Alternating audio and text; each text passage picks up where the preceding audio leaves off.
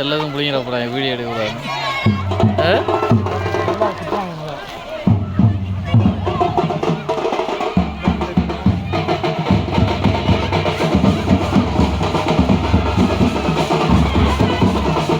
நல்லா மலையில் சாமான் மது கொண்டை எடுத்துருவாங்க. மது எடுத்து